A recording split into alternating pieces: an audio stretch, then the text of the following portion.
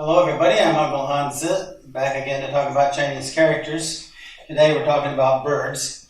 When we think about ancient Chinese, we want to remember that they were animists. Everything had a spirit. The wind was a very mysterious spirit, and they understood nothing about the physics of air. But they did know that there was a wind, a very mysterious sort of thing with its own spirit. And the wind and birds, they must have something in common because the wind helped the birds fly. And also with sails on the ships.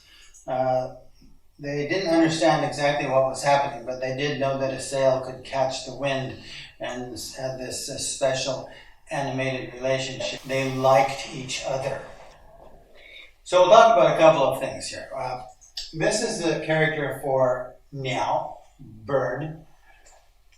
This is the simplified character. Notice this red part here. This is a traditional character. Notice the red part here. And usually, oftentimes when we have 4 dots on the bottom, it indicates in other things the 4 feet of an animal. A bird doesn't have 4 feet, but it still comes from the same sort of thing. If we go back 2,000 years, we have this symbol here, and it looks like a bird. Notice the red spot here. That's the bird's eye. And we have the bird's feathers and the bird's tail, and you can see the bird's foot here. If you want to understand where the modern character came from, you have to think about it for a while. This is 2,000 years ago, but they had birds long before 2,000 years ago. This means bird in general. Before this, you saw many different kinds of characters, and the birds looked very different. And we don't really know what kind of birds they were, but they probably indicated different kinds of birds instead of just one generic bird. Meow. In modern Chinese, we have another character that looks very similar. This is Wu. This is the modern character, and notice it doesn't have the eye. Notice that it's the same thing as Niao, except the eye is missing. And here is the ancient character. The eye is missing. This is Wu, and it's a crow. So why would the eye be missing in a crow? Think about it for a while. Okay, I'll tell you the answer. Because a crow is black.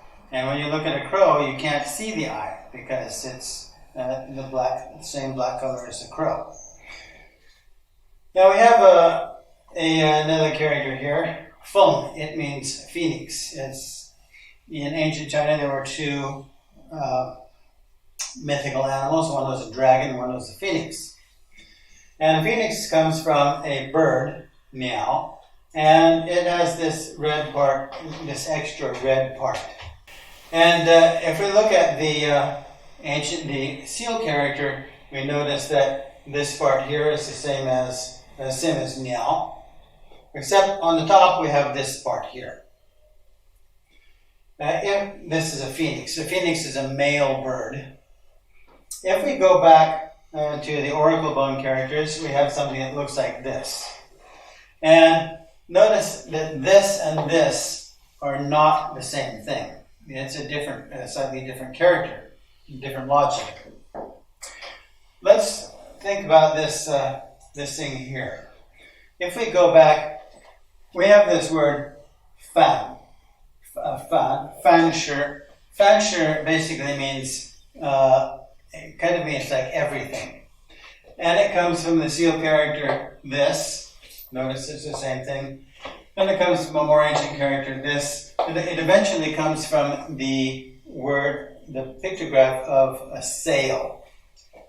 But now we don't write the sail like this. We write it like this. And this on the side is a jing. It represents material, cloth. But here you can see that it's a square and represents a sail. Now let's think about the sail.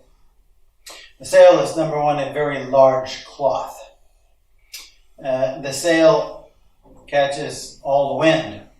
It has a special relationship with the wind.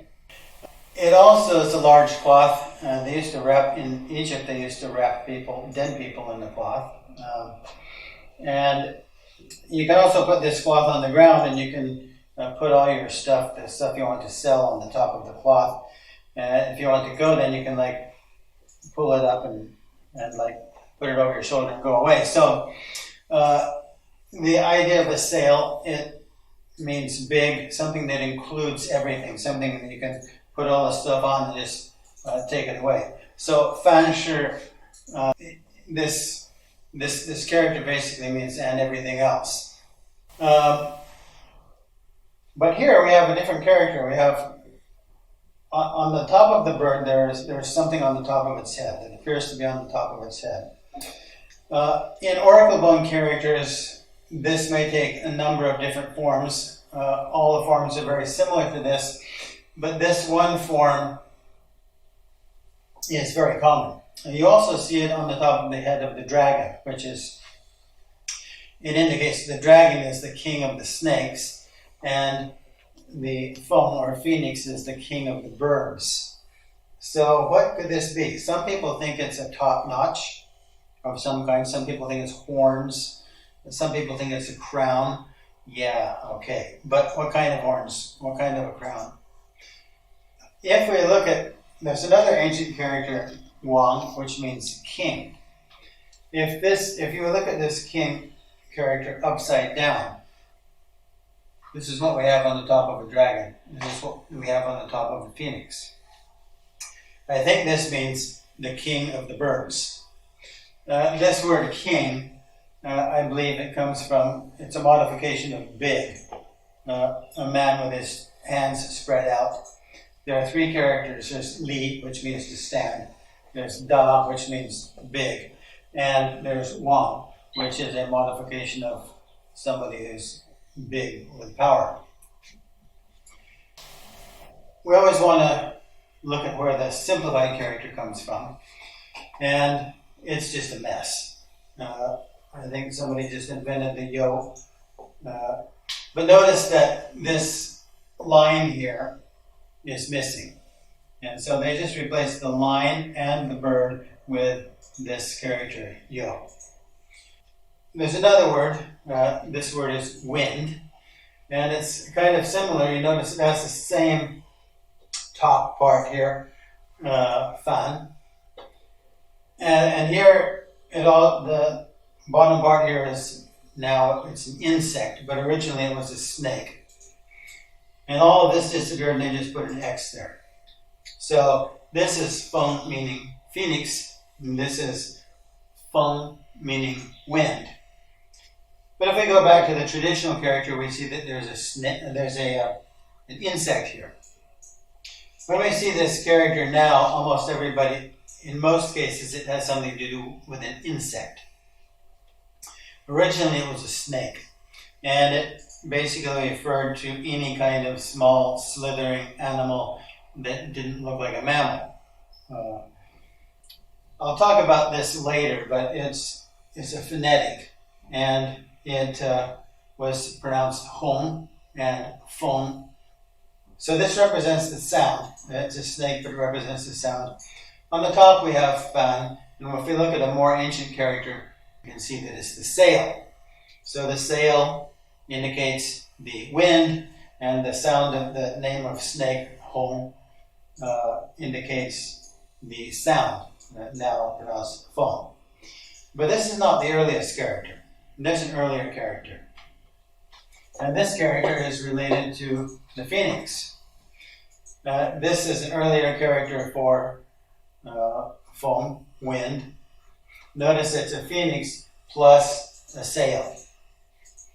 So when we think, these are some characters that have to do with birds and wind and sails.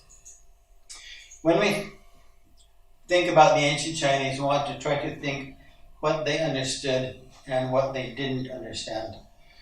They understood a lot about the motions of the sun, moon, and stars, but they understood nothing about the real nature of chemistry or the real nature of gas, air, wind. It was a real mystery to them. And so we want to try to think how they might have thought in ancient times. I'm Uncle Hanzi. Glad you could be with me today. Hopefully you'll join me next time for more about Chinese characters.